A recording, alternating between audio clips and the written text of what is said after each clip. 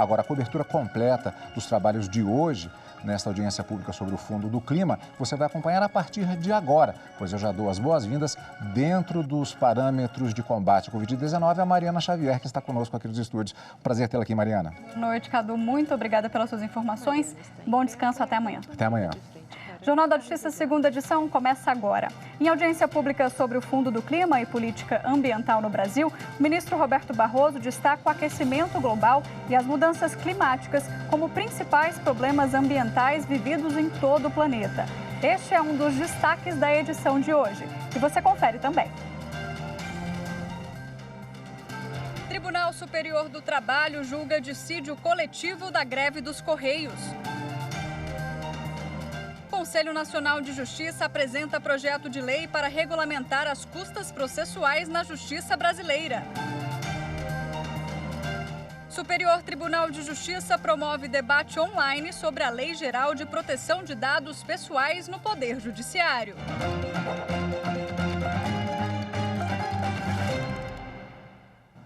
O Supremo deu continuidade hoje à tarde à audiência pública convocada pelo ministro Luiz Roberto Barroso para debater o funcionamento do Fundo Nacional sobre Mudança do Clima e Políticas Públicas para o Meio Ambiente. A repórter Marta Ferreira acompanhou o evento e fala com a gente agora ao vivo.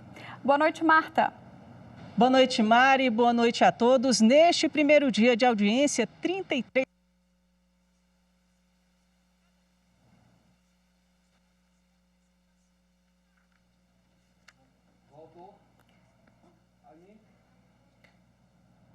A gente teve um probleminha com o áudio da repórter Marta. A gente confere agora a reportagem completa sobre a audiência pública.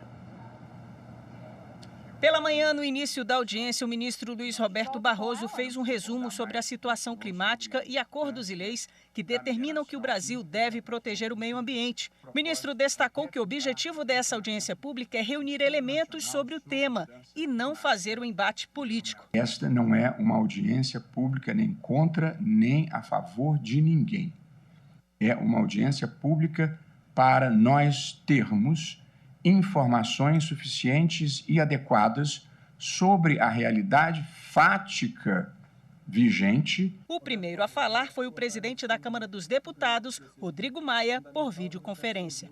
Num país que pode expandir as fronteiras agropecuárias sem derrubar nenhuma árvore sequer, os efeitos sobre o agronegócio estão sendo e serão deletérios, afetando nossa credibilidade, competitividade e capacidade de coordenação no plano internacional. O ministro-chefe do Gabinete de Segurança Institucional da Presidência da República, general Augusto Heleno, citou as ações do governo para o combate aos crimes ambientais.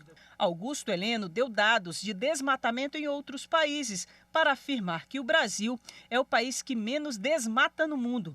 Para ele, a discussão sobre as queimadas é política. O que entristece aqueles que trabalham para solucionar os problemas já citados é o fato de brasileiros natos se aliarem a estrangeiros que jamais pisaram na Amazônia, conhecem a Amazônia de fotografia, e as ONGs que têm por trás potências estrangeiras para nos apresentarem ao mundo como vilões do desmatamento e do aquecimento do planeta.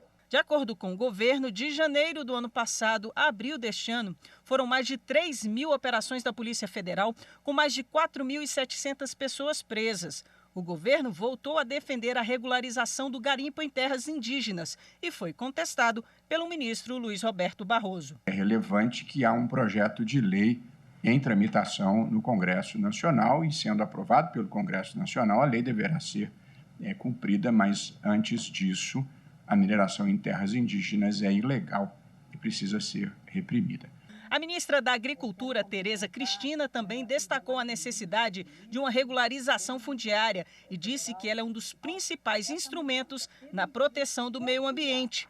Já o ministro do Meio Ambiente, Ricardo Salles, falou que os recursos do fundo, questionados pelos partidos no STF, foram repassados para o BNDES. Para ele, não há mais motivos para questionamentos. Eu tenho a impressão, ministro Barroso, salvo melhor juízo, que esta ação perdeu objeto. Primeiro porque ela dizia que queria o plano está feito e publicado, queria a nomeação do comitê gestor, está feito. A destinação ao BNDES foi dada. A explicação do porquê, quando, como e quanto foi destinado ao BNDES também está colocada. Foram ouvidos representantes de organizações não governamentais e de institutos de pesquisa na área ambiental na parte da tarde.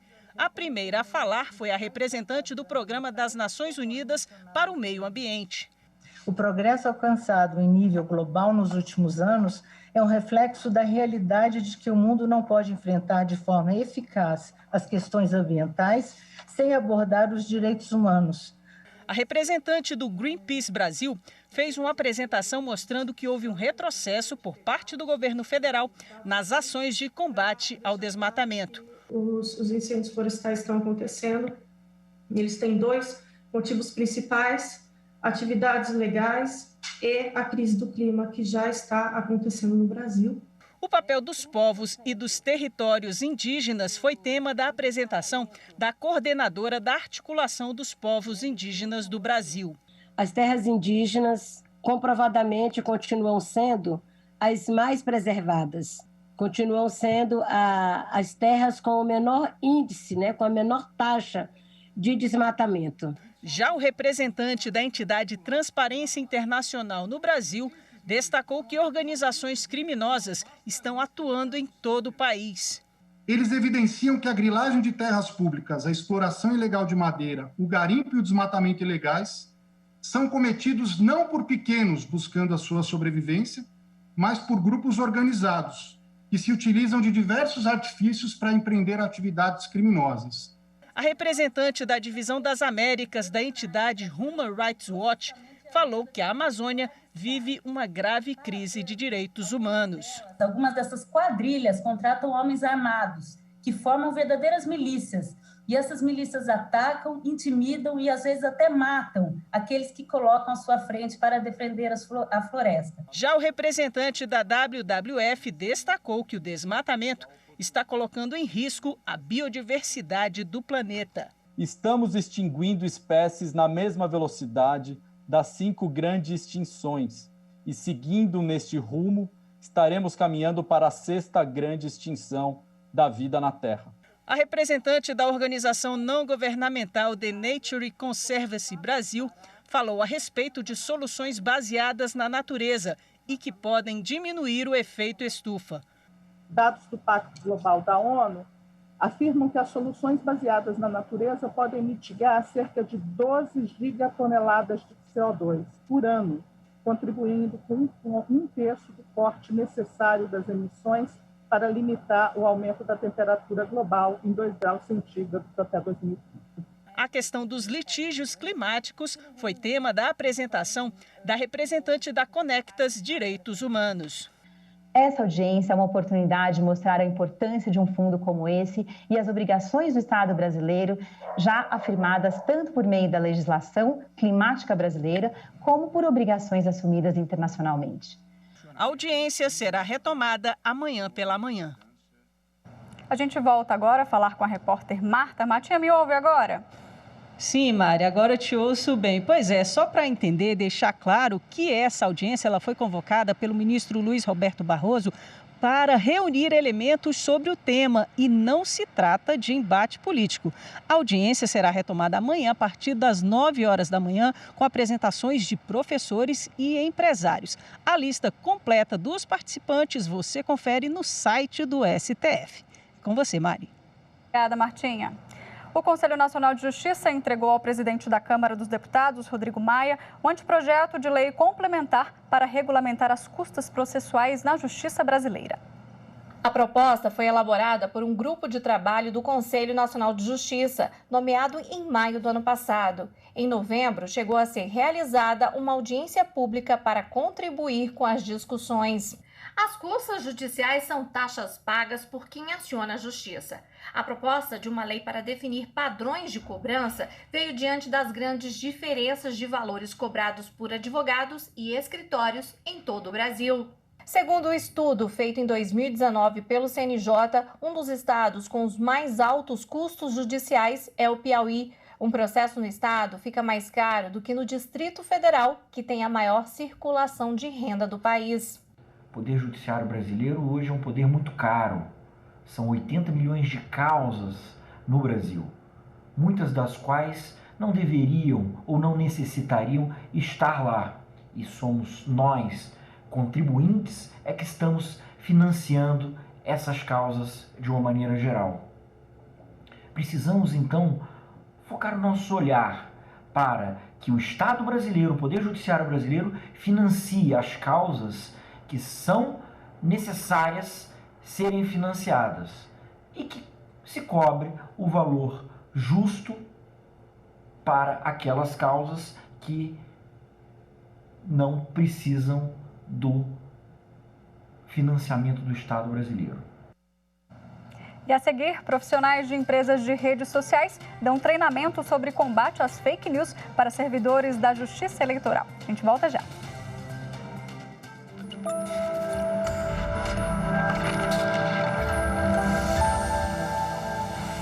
A Constituição Federal é a pedra fundamental de garantia de convivência harmônica no Estado democrático de direito. É ela que estabelece a harmonia entre os três poderes, legislativo, executivo e judiciário, determinando que eles tenham independência, porém a obrigatoriedade de conviverem de forma harmoniosa.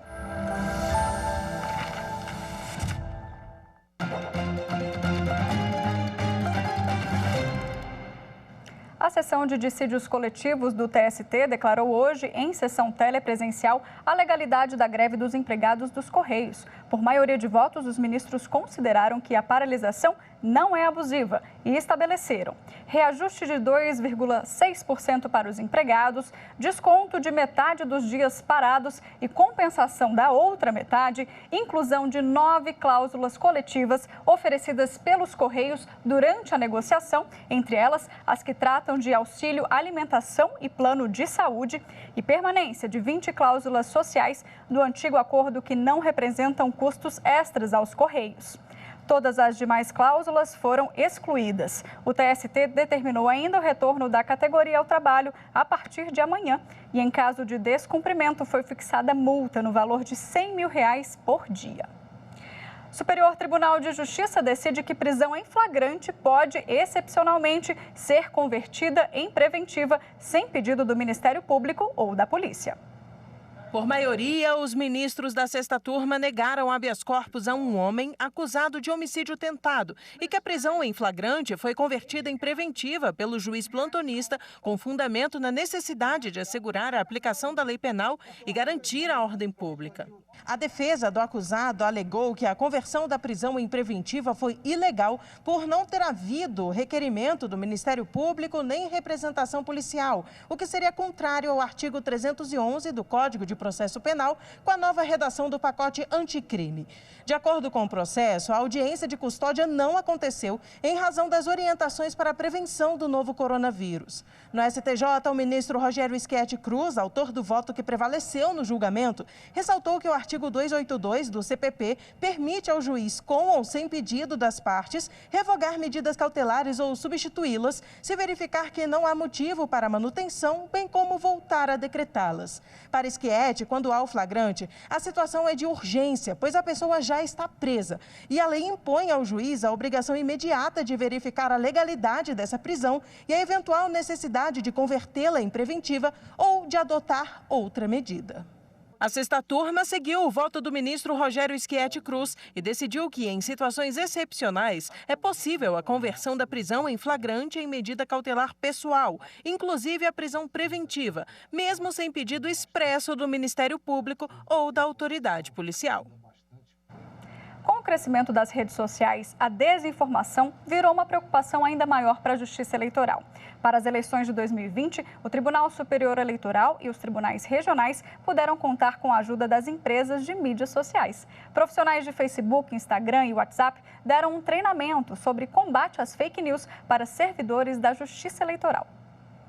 Magistrados, servidores e colaboradores dos 27 tribunais regionais eleitorais puderam participar do encontro.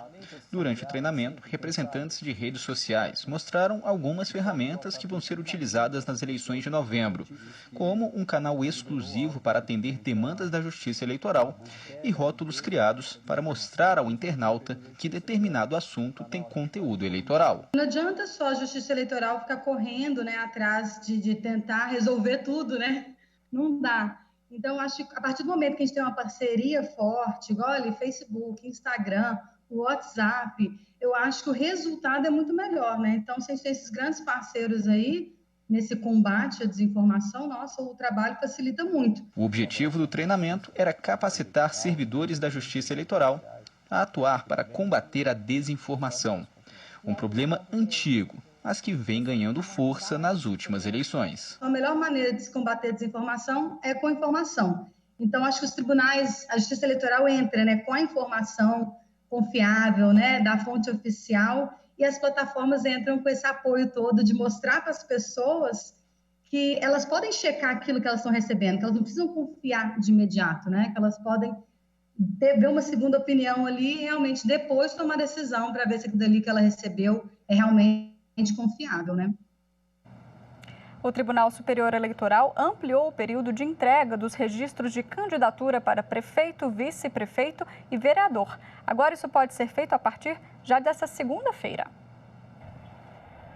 Até hoje, os candidatos só poderiam fazer o registro de candidatura e entregar o demonstrativo de regularidade dos atos partidários pela internet, ou então no próximo dia 26. Mas o TSE ampliou o período para entrega presencial. A partir desta segunda-feira, os candidatos já podem ir até o cartório. A medida foi tomada para evitar aglomeração por causa da pandemia do coronavírus. O prazo final para a entrega no cartório continua o mesmo, dia 26, próximo sábado, às 7 horas da noite. Já pela internet, os partidos políticos e as coligações têm até às 8 horas da manhã do mesmo dia para fazer a transmissão. Até agora, o Tribunal Superior Eleitoral registrou quase 26 mil pedidos de registros de candidatura para concorrer aos cargos de prefeito, vice-prefeito e vereador nestas eleições. Seminário online debateu o uso da tecnologia blockchain para a prevenção à corrupção. O evento foi coordenado pela Advocacia Geral da União e faz parte das ações da Estratégia Nacional de Combate à Corrupção e à Lavagem de Dinheiro. A tecnologia blockchain é um sistema de registro que permite realizar e verificar transações instantaneamente, de maneira confiável e sem a necessidade de intermediários.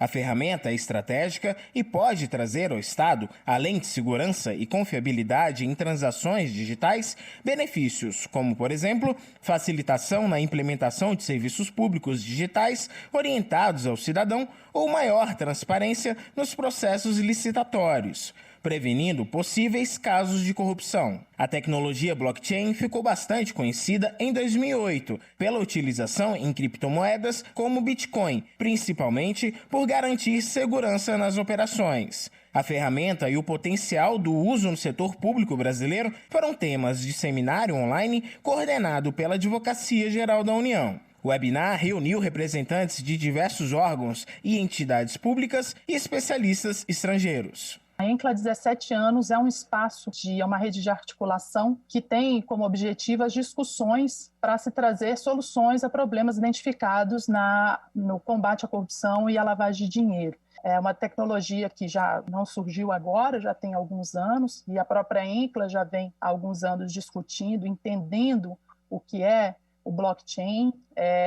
Depois se passou por uma ação em que se discutiu como evitar, né, ou identificar ali possíveis desvios com o uso da tecnologia, e agora nós estamos indo adiante, nós estamos indo como utilizar a tecnologia em nosso favor. De fato, o tema é de suma importância para a Advocacia Geral da União, para os demais órgãos, a percepção da transversalidade da AGU de estar em vários órgãos da Administração Pública Federal permite ver a relevância do tema e também a importância dele, sobretudo, no combate à corrupção. E é justamente através da interação desses parceiros qualificados que a gente entende e acredita que os resultados que estão sendo colhidos nesse momento vão poder retornar para a própria sociedade. E para auxiliar instituições no uso da tecnologia, foi divulgado o documento Blockchain no Setor Público, guia de conceitos e usos potenciais. O guia traz um diagnóstico sobre as possibilidades de uso de tecnologias como blockchain nas organizações públicas, abordando, por exemplo, estimativa de custos e potenciais usos à prevenção da corrupção. A iniciativa faz parte da ação número 8, coordenada pela AGU, na Estratégia Nacional de Combate à Corrupção e à Lavagem de Dinheiro. O que me parece, em conclusão, é que justamente dessa dinâmica, sociedade atenta e munida dos instrumentos próprios ao controle da administração pública, a própria administração pública, né, fazendo uso dos seus mecanismos, em sinergia com a sociedade, e, por fim, os órgãos superiores atentos a isso, eu acho que o caminho ele é muito bom. E no próximo bloco, o Superior Tribunal de Justiça realiza webinário sobre Lei Geral de Proteção de Dados Pessoais. Depois do intervalo, não sai daí.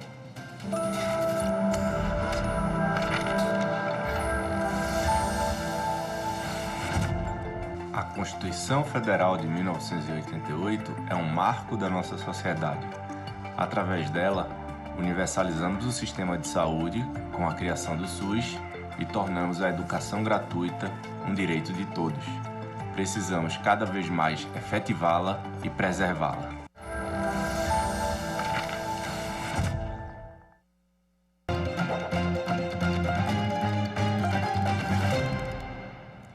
O Superior Tribunal de Justiça, em parceria com o Conselho da Justiça Federal e com a Escola Nacional de Formação e Aperfeiçoamento de Magistrados, promoveu um webinário para debater a Lei Geral de Proteção de Dados Pessoais no Poder Judiciário. O presidente do STJ, ministro Humberto Martins, fez a abertura do webinário transmitido pelo canal do STJ no YouTube. O ministro destacou que o evento realizado hoje faz parte de uma série de ações do tribunal para ajudar na efetivação da Lei Geral de Proteção de Dados, que entrou em vigor na última sexta-feira, 18 de setembro. Estamos estruturando ações para garantir a adequação da nossa estrutura aos termos dos direitos subjetivos previstos na LGPD. Afinal, para que os direitos possam ser garantidos, é necessário que haja uma contínua vigilância. E essa vigilância não precisa ser somente externa. Ao contrário, os meios de controle interno do Poder Judiciário, com as corregedorias locais, coordenadas pelo CNJ, são eficientes e ágeis para garantir tais direitos. O webinário contou ainda com a participação de especialistas e de outros ministros do STJ que falaram sobre os desafios da aplicação da lei no Poder Judiciário. Quando os processos eram cartazes, eram de papel, havia o que se chamava de uma opacidade objetiva. Era difícil alguém coletar todos os dados de todos os processos de uma secretaria, fotografar um a um, colocar. Agora não, agora basta apertar um botão e você tem um acesso imediato. Então, mudou a dimensão. Essa questão, então, é muito mais delicada hoje.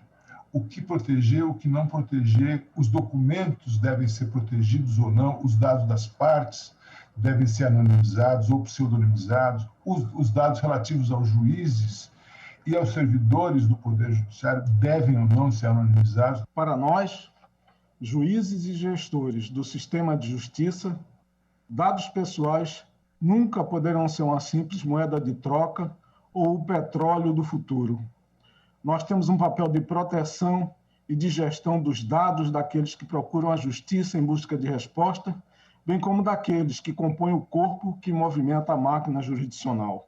A Lei Geral de Proteção de Dados estabelece regras de coleta e tratamento de informações, os direitos de titulares de dados, as responsabilidades de quem utiliza esses registros e as formas de fiscalização em casos de abusos. A advogada Andréia Velemin, especialista em proteção de dados, falou sobre a importância em debater o assunto. Nesse momento, precisamos criar um modelo para cada um desses órgãos, para cada uma dessas instituições que permitam o controle da informação, que permitam que saibamos quais são os dados pessoais que estamos manipulando, por qual razão, finalidade, de que forma, não? e por quanto tempo guardaremos eles dentro da nossa instituição, que possamos prestar contas desses dados. O evento foi a primeira atividade da etapa de sensibilização do programa que o Centro de Formação e Gestão Judiciária do STJ está elaborando para este ano e para 2021. A proposta é auxiliar na condução dos desafios que a nova lei impõe aos tribunais. O evento também atende à recomendação do Conselho Nacional de Justiça sobre as adequações que devem ser adotadas pelo Poder Judiciário. É uma lei complexa, mas que vai dar auxílio, proteção com relação a essa garantia de dados. E hoje este primeiro webinário é uma série de outras conferências, de outros eventos que serão realizados com o STJ, com o Conselho da Justiça Federal e com a Infam. E começa amanhã a Assembleia Geral das Nações Unidas. Por causa da pandemia da Covid-19, a participação das diversas autoridades mundiais vai ser por meio de vídeo. O desenvolvimento sustentável em meio à crise está na pauta de objetivos da organização. E o Supremo Tribunal Federal busca fazer a gestão do judiciário com base nessas mesmas metas. Por causa da pandemia de coronavírus, os debates são assim, de maneira virtual. Nesta segunda-feira, a Comissão de Alto Nível das Nações Unidas se reuniu para apresentar os resultados da UN75, um grande debate global que busca propor soluções para os desafios mundiais. Os encontros marcam 75 anos da Organização das Nações Unidas, que foi fundada em outubro de 1945, logo depois da Segunda Guerra Mundial. Para a ONU, a cooperação internacional nunca foi tão importante quanto agora com a Covid-19 e a crise provocada pela doença. A Assembleia Geral começa amanhã também pela internet. Segundo o embaixador Ricardo Neiva Tavares, assessor-chefe de assuntos internacionais do Supremo, a reunião pode contribuir para a Agenda 2030 para o desenvolvimento sustentável. Os objetivos da agenda se alinham com as metas do ministro Luiz Fux na presidência do STF. A Agenda 2030 das Nações Unidas é constituída por 17 Objetivos de Desenvolvimento Sustentável e 169 metas. Os objetivos são guiados pela Carta das Nações Unidas e buscam, de um modo geral, acabar com a pobreza, combater as desigualdades, construir sociedades pacíficas, proteger os direitos humanos e assegurar a proteção duradoura do planeta e de seus recursos naturais. De um modo geral, na prática, a atuação jurisdicional do Supremo já contribui para o cumprimento das metas associadas a cada um dos objetivos. Durante a presidência do ministro Fux, se buscará correlacionar a atuação com os compromissos internacionais assumidos pelo Brasil e também dar prioridade a ações que tenham um impacto positivo nos objetivos e nas metas da Agenda 2030. Esta edição do Jornal da Justiça fica por aqui. Mas daqui 10 minutinhos eu volto com o programa Falando em Justiça ao vivo para a gente debater a volta às aulas. Não saia daí, viu? Te espero. Boa noite.